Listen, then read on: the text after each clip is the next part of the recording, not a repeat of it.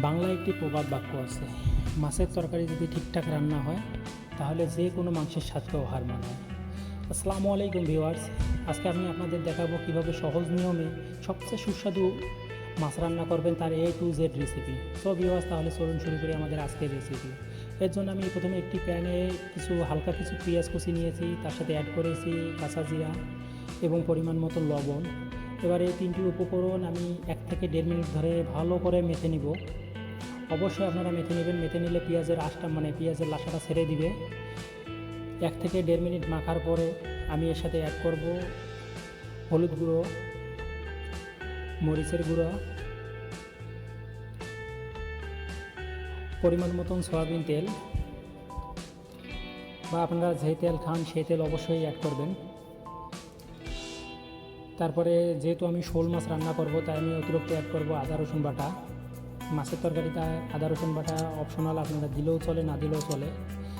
যেহেতু আমার শোল মাছ, সেহেতু আমি আদা রসুন বাটা দিব। এবার এই সবগুলো উপকরণ আমি 2 থেকে 3 মিনিট ধরে ভালো করে মেখে নেব। ভিডিওতে শতার্থে আমি অল্প কিছু সময় ধরে মেখে দেখিয়েছি। মাখানো হয়ে গেলে এর সাথে আমি অ্যাড করতেছি আপনার শোল মাছ অ্যাড করা হয়ে গেলে এর সাথে আমি দিব কাঁচামরিচ ফালা, 2 ভাগ করে নিয়েছি আমি।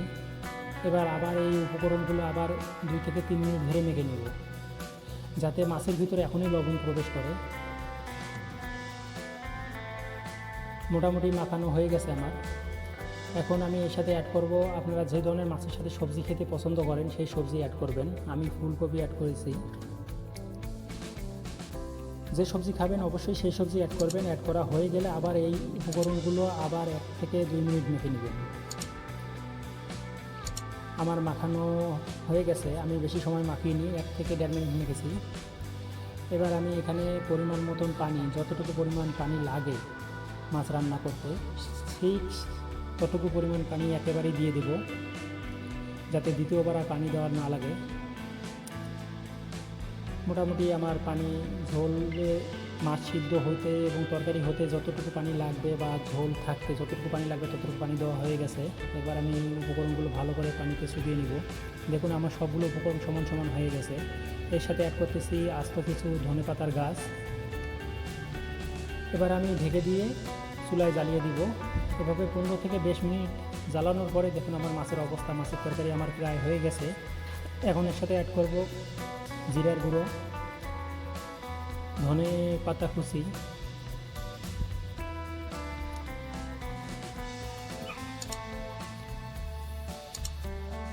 অ্যাড করা হয়ে গেলে এবার আমি একটা